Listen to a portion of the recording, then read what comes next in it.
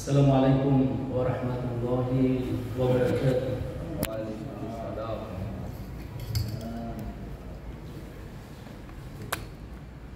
Innal hamdalillah nahmaduhu wa nasta'inuhu wa nastaghfiruhu wa na'udzu billahi min shururi anfusina wa sayyiati a'malina.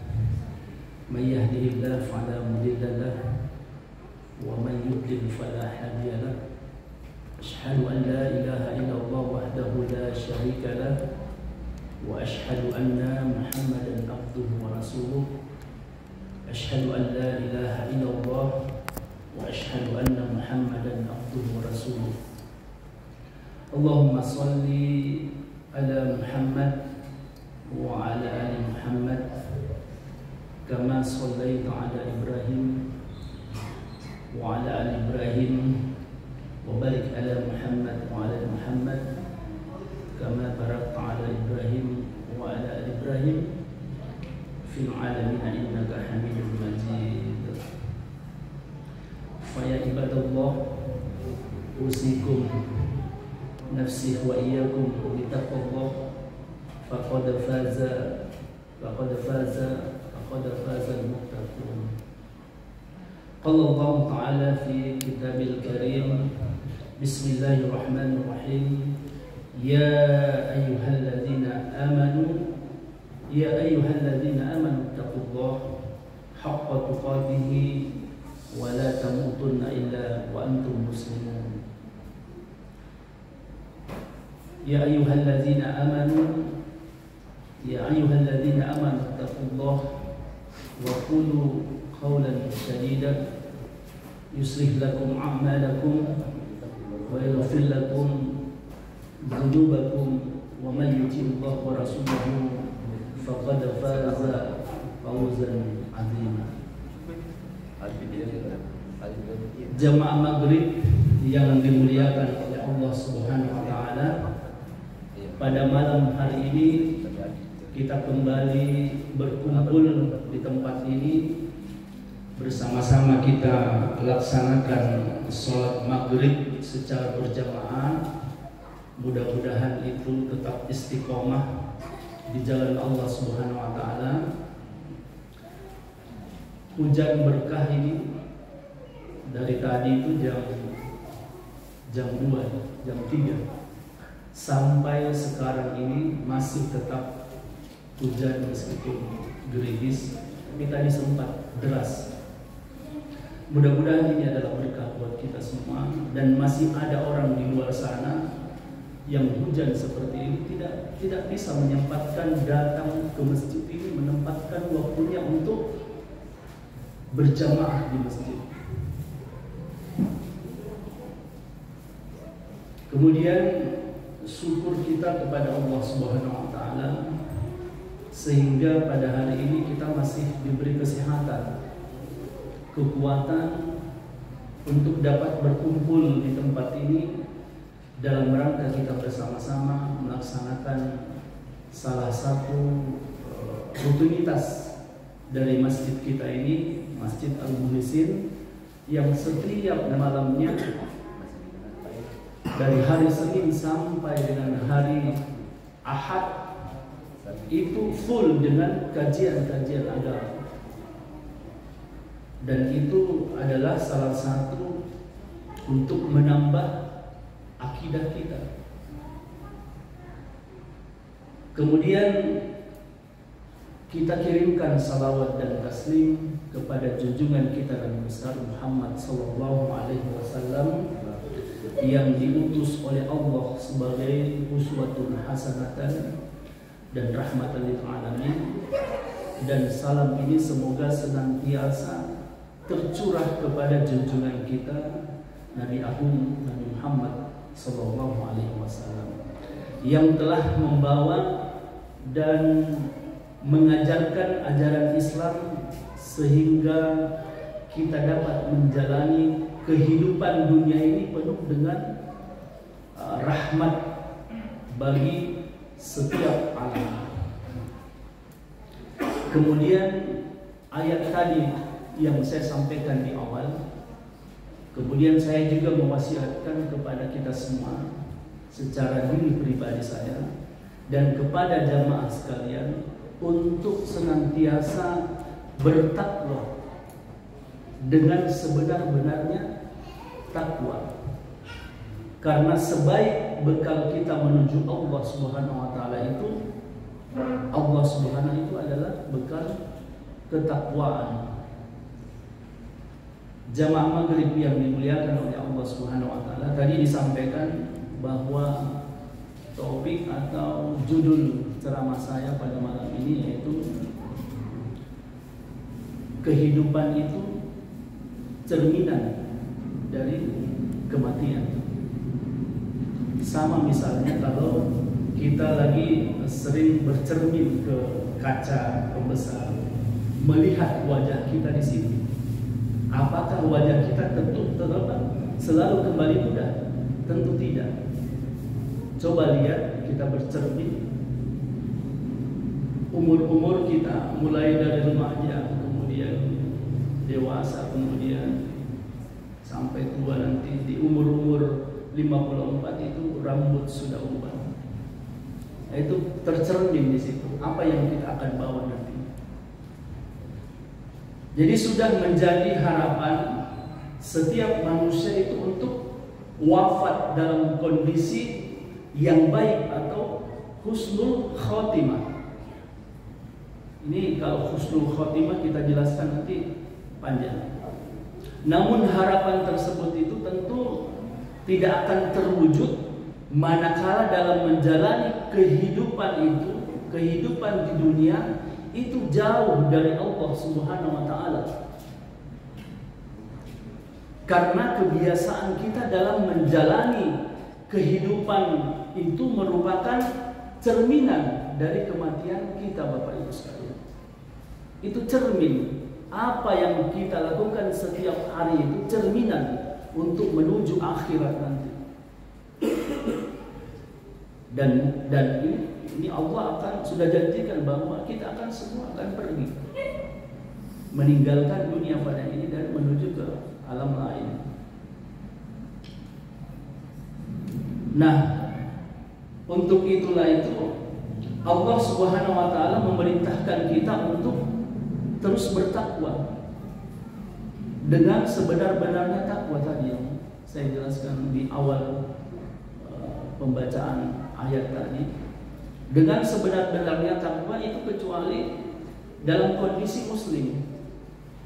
Allah berfirman, ya ayyuhalladzina amanu taqullaha haqqa tuqatih wa la tamutunna illa wa antum muslimun. Jadi hai orang-orang yang beriman, bertakwalah kepada Allah yang sebenar-benarnya takwa kepadanya, kepada Allah. Dan janganlah kamu mati kecuali dalam keadaan muslim. Jadi ini yang sering disampaikan setiap Jumat itu disampaikan, ya ayyuhallazina amanu. Dalam menafsirkan ayat-ayat ini, Imam Ibnu Katsir dalam kitabnya Tafsir Al-Quran Al-Azim jilid 2 itu menerangkan bahwa barang siapa yang menjaga keislamannya dalam menjalani kehidupan ini, kehidupan dunia, maka ia akan mati dalam kondisi Islam.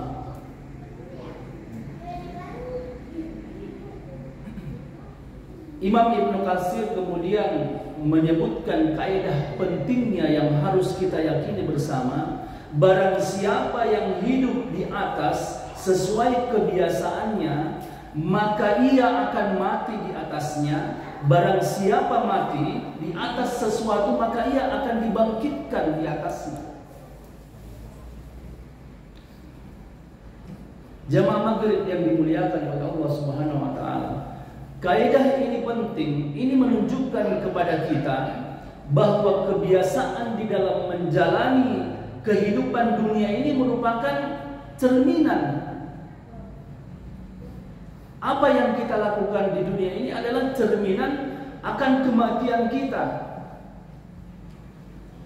Demikian pula itu kematian kita di atasnya itu merupakan cerminan. kebangkitan kita kelak di akhirat. Jadi apa-apa yang kita lakukan sejak di dunia ini, sejak kita masih hidup sampai menuju ke liang lahat nantinya, itu akan kita pertanggungjawabkan di akhirat nanti, Bapak Ibu sekalian. Yakin dan percaya. Itu semua sudah dijelaskan di dalam Al-Quran. Jadi untuk barang siapa yang membiasakan diri dengan kebaikan dan keimanan, ia akan wafat dalam kebaikan dan keimanan. Kemudian ia pun akan dibangkitkan dalam keadaan baik dan beriman. Baru kita ini melaksanakan puasa nifsu sabar. Jadi ini kita dituntut untuk memperbanyak berzikir kepada Allah Subhanahu wa taala dengan cara ini. Banyak kita lakukan, seperti majelis kita ini Al-Mukhlisin, setiap malam, setiap subuh bacaan Al-Quran dituntun oleh Pak Ustaz Haji Sulaiman setiap Jumat. Kita datanglah ke situ berbondong-bondong untuk bersama-sama membaca Al-Quran. Kemudian kita juga diberikan pengajaran tentang Al-Quran, bagaimana cara mentaktil Al-Quran itu, membaca step by step itu bacaan kita. Biar, karena kalau kita membaca Al-Quran, beda saja kita baca sedikit, itu beda sudah beda artinya. Alhamdulillah yang sering hadir itu ya, itulah adalah cerminan untuk dibawa ke akhirat nantinya. Jadi sebaliknya, barang siapa yang membiasakan diri dengan keburukan dan kekufuran, ia akan wafat dalam keburukan dan kekufuran. Kemudian ia pun dibangkitkan dalam keadaan buruk dan kufur. Bayangkan Bapak Ibu sekalian, kalau tidak kita lakukan ini sesuai perintah Allah Subhanahu wa taala, itu kita mati dalam keadaan kufur. Nah, kaidah ini secara tegas dikuatkan oleh sabda Rasulullah SAW, yang artinya setiap hamba itu akan dibangkitkan dari kuburnya sama seperti keadaan ketika ia meninggal. Nah, ketika juga dia meninggal, masuk di dalam kuburan, pasti juga akan ditanya di situ, apa yang kamu lakukan sejak hidup di muka bumi ini? Itu akan ditanyakan. Malaikat nanti datang bertanya kepada kita semua, apa yang kita lakukan sejak kita hidup di dunia ini. Nah, dari hadis ini, yub'atsu kullu 'abdin 'ala ma mata 'alaihi. Maka makna hadis ini menunjukkan bahwa Rasulullah SAW mengabarkan setiap hamba, baik laki-laki maupun perempuan, akan dibangkitkan sebagaimana keadaan ia meninggal.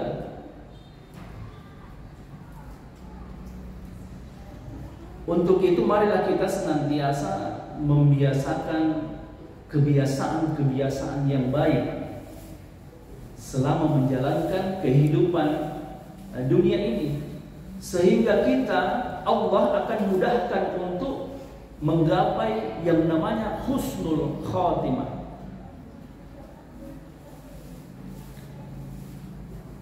Dan Allah akan bangkitkan kita dengan kondisi baik pula. Ini ada kisah inspiratif. Ini kisah Amir bin Abdullah bin Subair. Ini dinukilkan dalam kitab Tarikh Al-Islam karya Imam Zabi, bahwa bercerita tentang Amir bin Abdullah tentang sedang dalam kondisi sakit parah. Amir bin Abdullah ini mendengar muazzin mengumandangkan azannya untuk sholat maghrib. Padahal dia sedang dalam kondisi sakit parah.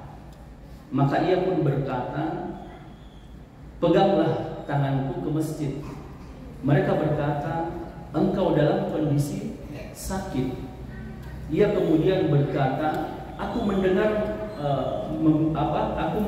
muazzin mengumandangkan azan, sedangkan aku tidak menjawabnya. Maka mereka pun memaafkannya. Kemudian ia sholat maghrib bersama imam. Ia mendapat sholat 1 rakaat bersamanya dan kemudian meninggal dunia pada saat ia sholat. Bayangkan kalau kita mati dalam keadaan seperti itu, Bapak sekalian.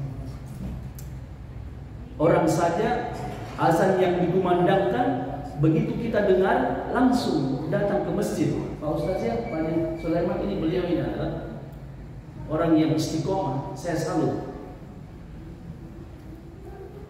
Bayangkan kalau kita tahzim mengartikan Al-Quran, terjemahan beliau ini tahu. Kita harus belajar dengan beliau ini. Apalagi beliau orang Cina, tapi lebih tahu dari kita, yang lebih duluan. Jadi ini juga cerita kedua ini, ada yang meninggal dunia saat berhaji. Ada seorang laki-laki ketika sedang wukuf di Arafah itu terjatuh dari hewan tunggangannya, sehingga ia terinjak atau dia hingga orang itu mati ketika pada saat dia jatuh dari tunggangannya. Kemudian Nabi SAW berkata, mandikanlah ia dengan air yang dicampur daun bidara. Ini daun bidara di belakang Bapak Ibu sekalian, di rumahnya Pak Rahman itu ada. Mandikanlah dia dengan daun bidara dan kafanilah dia dengan 2 helai, dan jangan diberi wangian, dan jangan pula ditutup kepalanya dengan serban. Nah, ini cerita ya. Kemudian karena ia nantinya akan dibangkitkan pada hari kiamat dalam keadaan itu bertalbiyah. Itu mungkin cerita dari sedikit aspiratif. Nah, ini mungkin sudah jam berapa? Nah, ini adalah sekelumit tentang membawa kita untuk berdiskusi. Jadi materi-materi ini sedikit tapi mudah-mudahan menggugah dari jamaah maghrib yang dimuliakan oleh Allah Subhanahu wa Ta'ala. Saya kira ini saja yang bisa dapat saya sampaikan. Semoga ada manfaatnya. Billahi taufiq wal hidayah. Assalamualaikum warahmatullahi wabarakatuh.